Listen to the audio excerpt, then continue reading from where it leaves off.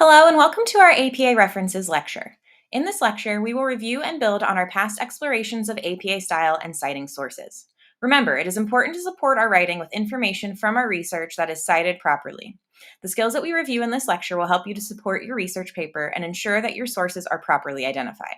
These skills can be used in other courses that require support from an outside source and the use of APA style. APA style cites sources using a system of in-text or parenthetical citations throughout your writing that connect with a references page containing full citations for all of your sources at the end of your paper. When constructing parenthetical or in-text citations, any information that is put into your own words, such as when summarizing or paraphrasing information from a source, should be cited using the author's last name and the year. Alternatively, direct quotations, which account for anything taken word for word from a source, should be placed in double quotation marks and cited using the author's last name, the year, and the page number. The APA section of our course handbook includes many examples of what this looks like, so please keep that section in mind as a reference. Our APA style citations will differ depending on the kind of sources that we are using and the citation information that is provided, as not all resources will provide the same publication information. So let's take a look at a few different examples to see what information you would need to construct different citations. First, let's start with one work by one author. To cite this source within the text of our paper, we would use the author's last name and the year. Remember, when including a direct quotation, we would also include the page number. As we can see here, we can cite this source within our sentence or in a parenthetical citation at the end of our sentence. To cite this source within our sentence, we might write something like, according to Stegmeyer, and then in parentheses, 2016. Or we could cite the source at the end of our sentence by including both the author's last name and the year in parentheses. So we see here in parentheses, Stegmeyer, 2016. Either option is totally fine. We just want to make sure that our author's name and our year stay together. Both of these citations correspond with a full citation that would come at the end of our paper, where we would cite the author, the year, the title of the article, the title of the journal, and other publication information. So here we can see the author's last name, first initial, Stegmeyer, M, period, the year, 2016, in parentheses. We have the title of our article, Climate Change, New Discipline Practices Promote College Access. Note that the first word and the first word after a colon are capitalized in this article title.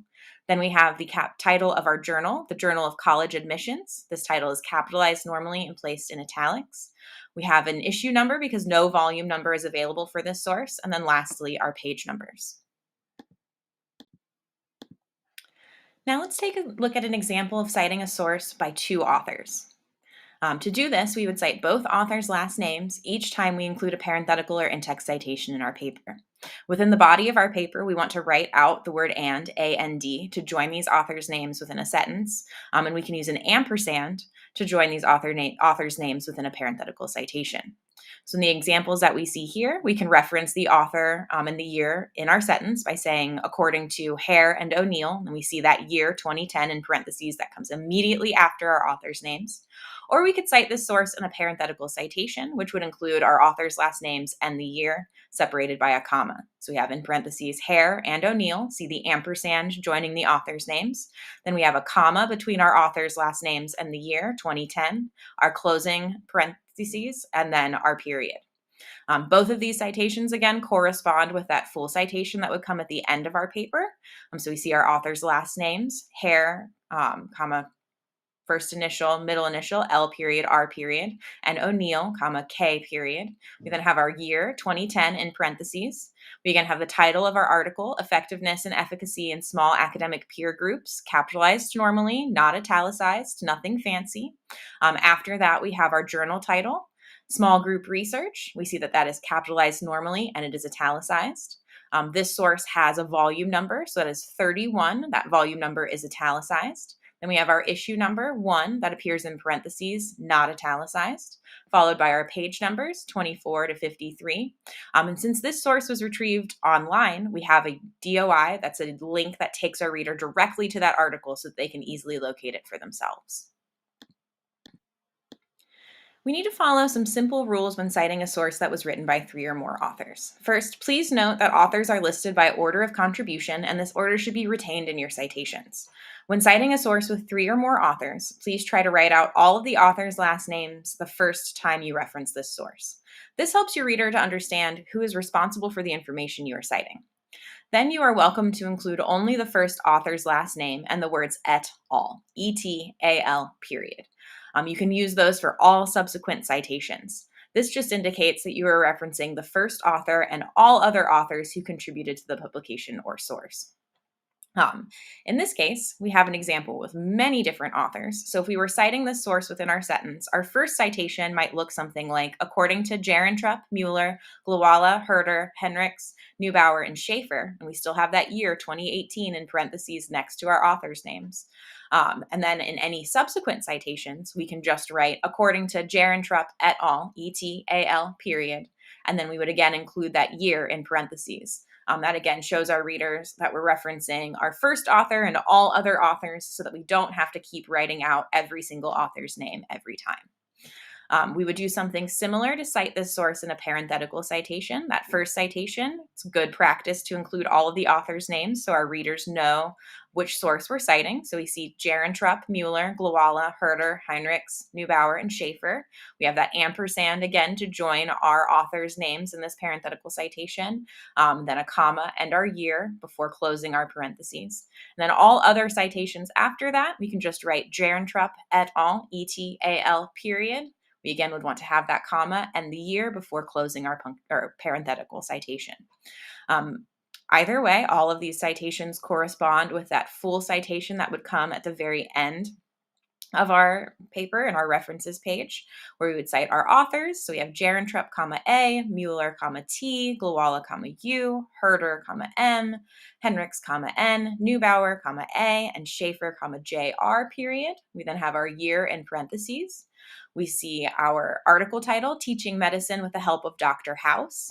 In this case, since Dr. House is a proper noun, it's the name of a television show, that item would be capitalized in our article title, but all other items outside of that first word do not need to be capitalized. We then have our journal title, +1.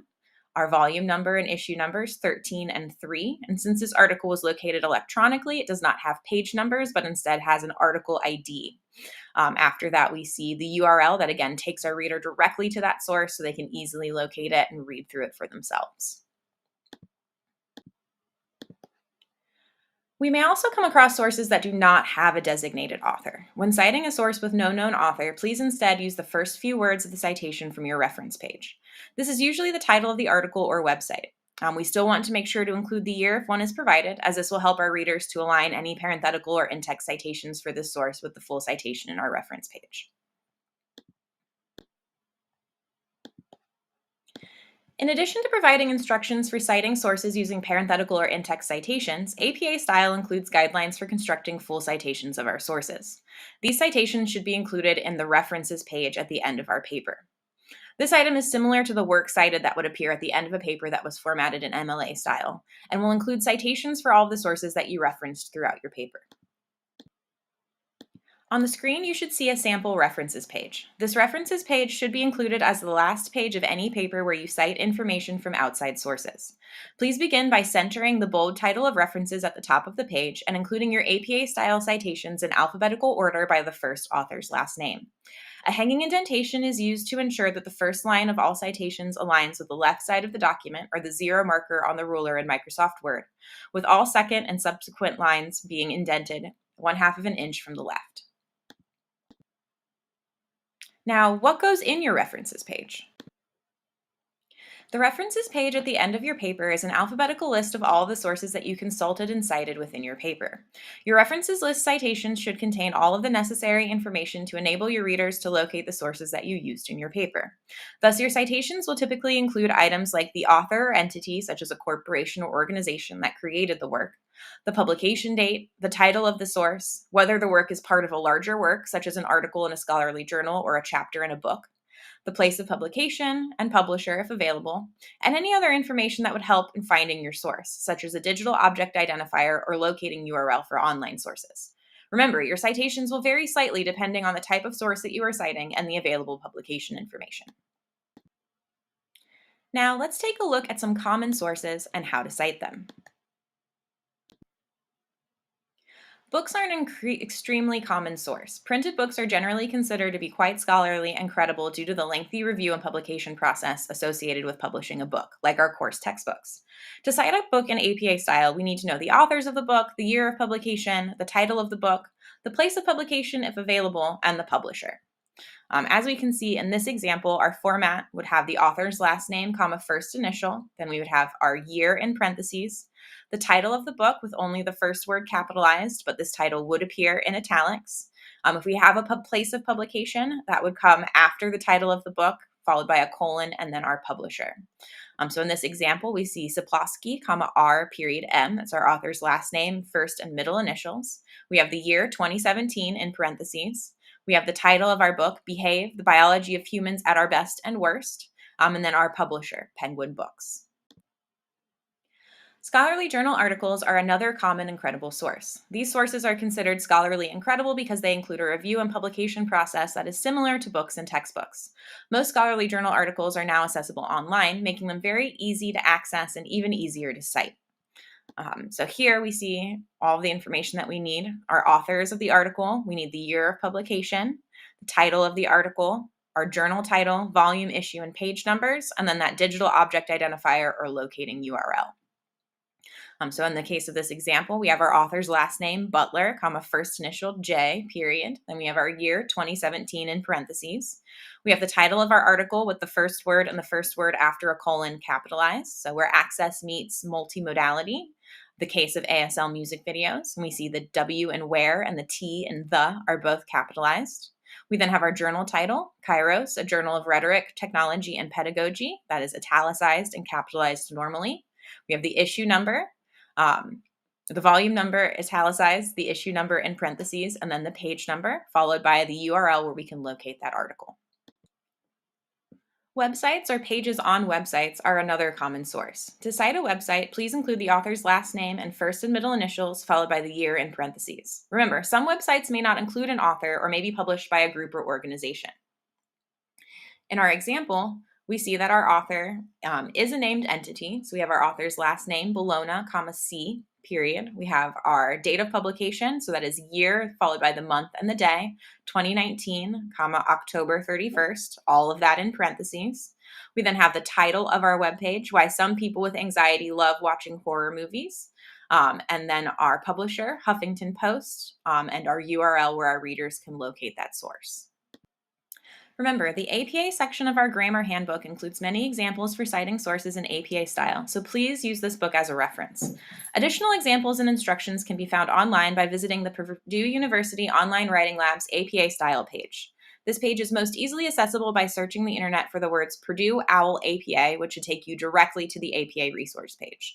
Lastly, please feel free to consult the publication manual of the American Psychological Association, which includes all guidelines for formatting and citing papers in APA style.